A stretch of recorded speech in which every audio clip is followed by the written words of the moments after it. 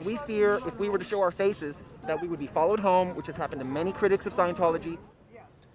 These masked protesters say being disguised is essential to protect themselves from Scientologists coming after them. We would have our businesses and our homes picketed, our neighbors would be pamphleted, and we would be accused of religious intolerance, which is not why we're here. I ran into these demonstrators in San Francisco one Saturday. They're part of a group called Anonymous, an internet-based network committed to bringing down Scientology. Since all I knew about Scientology was that it was a magnet for high-profile celebrities, I asked the masked men to fill me in. Scientologists believe that everybody has past lives, and what people have done in those past lives impacts what's happening now, and that a long time ago, a galactic emperor, with the help of psychiatrists and tax collectors, killed millions of people by detonating hydrogen bombs inside of volcanoes. Not knowing what to think, I decided to learn more. So I called the San Francisco chapter of the church and asked them for an explanation. They dodged my questions and told me they could help me if I filled out a 200-question personality test. No thank you, I said, recalling a similar experience I had with the Hare Krishnas a few years back. I'm still getting their literature in the mail to this day. When I started poking around on the internet, things got interesting. It turns out that outside of the US, Canada, and Australia, Scientology is only legitimately recognized in a handful of countries. In fact, most of Europe considers it a cult. A German judge in 1995 ruled that it was not a religion, but an economic institution masquerading as a religion to make a profit. I eventually stumbled upon this guy.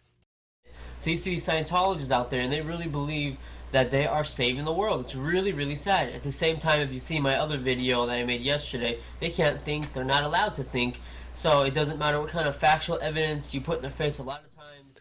Meet 27-year-old Tommy Gorman, who has posted over 100 anti-Scientology videos on YouTube. His parents were Scientologists, so he was born into the church. They raised him as a true believer until age 17. Then a friend who was also a Scientologist told him her dark secret. Found out that my friend at the time, now she's my wife, Jennifer, when she was raped at a Mountain View organization, and they covered the whole thing up, and the man that was a high Scientologist raped her for 9 months. Jennifer Gorman's experience motivated Tommy Gorman to act. He left the church, and in 2002 he convinced his parents to leave as well. Jennifer Gorman, still scarred from the incident, did not want to be interviewed. Scientology is sheer quackery. Ford Green, an attorney in San Anselmo, represented Jennifer Gorman in a successful civil suit against the church. Scientology brainwashed her as a 13 or 14-year-old to believe that she, in a past life, had destroyed an entire civilization and inculcated a huge amount of guilt into her, which had the result of Jennifer feeling so bad about herself, and that the only way she could possibly make up for this huge crime in a past life that Scientology convinced her she had committed was to work as hard as she could in this life for Scientology. Green has represented a number of ex-Scientologists in legal action against the church.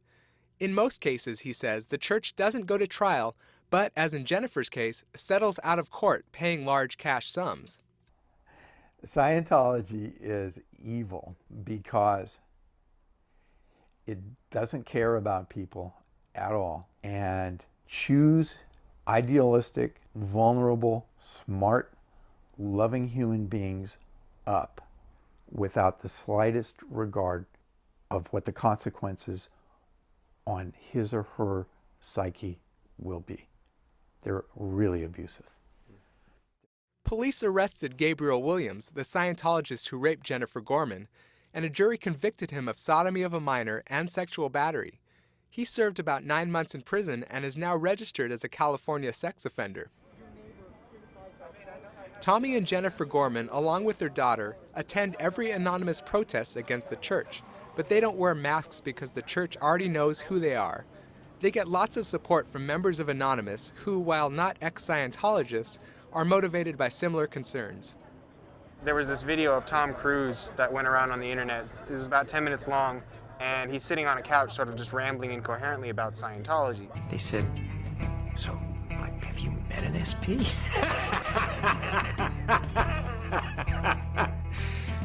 I looked at them, you know, and I thought, oh, what a beautiful thing, because maybe one day it'll be like that. You know what I'm saying? Maybe one day it will be that. Wow, SPs, like, they'll just read about those in the history books, you know? And, you know, the Church of Scientology got mad, tried to get it taken down from all these websites, some of which refused. After I found out that they were trying to take away our freedom of speech by suppressing videos, started investigating it and found out, like, wow, this is actually a cult with a lot of serious criminal activities, more than just taking off videos off of YouTube. And they said, wow, these people are horrible. Let's protest them. And here we are. The protesters warned me that by filming the protests, I might end up being followed or having my neighbors pamphleted or my home picketed. None of that has happened, but at this Mountain View protest, within minutes of setting up my camera, a police car rolled by. Somebody from the church had called complaining I was trespassing inside the church. Through investigations, you were not inside the building, okay? And so that's right. There's no violation. You have a First Amendment right to be out here, okay? Is that on? Yeah, it's filming the ground. Okay, do me a favor, can you turn it off? Tommy Gorman claims that his family does get followed, and he has personally received a death threat. At a protest in August, he says a Scientologist assaulted him, breaking his camera and hurting his hand. His main goal now is to have the church outlawed. What I want is people to leave Scientology, and I want Scientology closed. That's what I want to see happen. I want to see people go to jail that are abusing people.